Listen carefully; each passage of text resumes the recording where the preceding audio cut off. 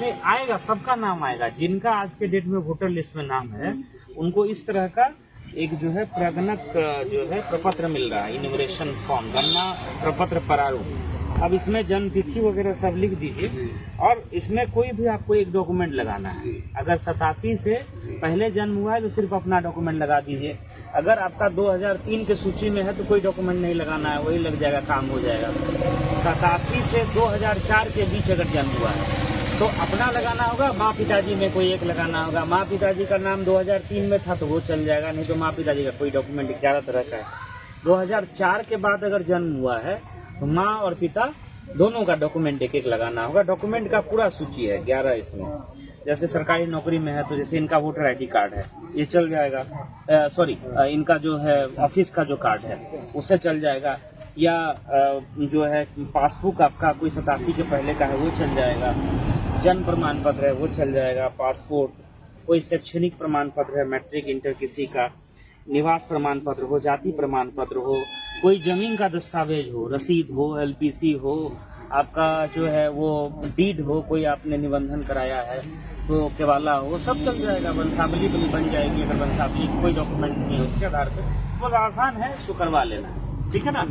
Voter ये सब card ये सब नहीं चलेगा। आधार कार्ड ऑप्शनल है, आधार कार्ड लीजिए लेकिन वो ऑप्शनल है, ठीक है। ये आज ये समीक्षा बैठक हम लोगों ने की है जिसमें सारे बीएलओ उपस्थित थे और जो स्पेशल इंटेंसिव रिवीजन चल रहा है उसके संबंध में जो भी काम बीएलओ कर रहे हैं या उनकी कोई क्वेरी है उसका हम लोगों ने जवाब दिया है। और इसमें हम लोग कल से और गति लाएंगे। डीडीसी साहब यहाँ के ईआरओ हैं और जो भी दस्तावेज लिया जाना है 11 तरह का, वो दस्तावेज सुलभ तरीके से उपलब्ध हो, उस संबंध में हमने बात किया है। 2003 की मतदाता सूची में जिन मतदाताओं का नाम है उनको कोई और दस्तावेज नहीं देना है, वही सूची पर्याप्त है। और उसका डॉक्यूमेंट हम लोग जो है इन्यूमरेशन फॉर्म के साथ जो स्वघोषणा जिसमें करके और हस्ताक्षर करना होता है उसके साथ उस डॉक्यूमेंट को हम लोग अपलोड करेंगे। बीएलओ ऐप भी फंक्शनल है, सारी सुविधाएं हम लोग बीएलओ को प्रदान कर रहे हैं। बीएलओ के साथ 2 वॉलंटियर लगाए गए हैं जो बीएलओ को इस कार्य में सपोर्ट करेंगे। इसके अतिरिक्त बीएलओ को 6,000 रुपये का अतिरिक्त मानदेय मिलेगा, जो उनको वार्षिक मानदेय मिलता है इस काम के लिए निर्वाचन आयोग से। उसके अतिरिक्त 6,000 रुपया सिर्फ इस काम के लिए हर एक बीएलओ और बीएलओ सुपरवाइजर को मिलेगा। तो ये सारी व्यवस्था जो है वो भारत निर्वाचन आयोग कर रहा है और हम लोगों का प्रयास है कि इस काम को हम लोग जल्द से जल्द कंप्लीट करें। इस दिशा में हम लोगों ने समीक्षा बैठक की है। और ऐसे कुछ लोग ऐसे बाहर हैं, आउट ऑफ स्टेट हैं, अगर वो उनको आने में विलम्ब होती है तो किस परिस्थिति? देखिए, इसमें सिंपल कंडीशन है कि जो जहां निवास करते हैं वहीं की मतदाता सूची में उनका नाम होना चाहिए।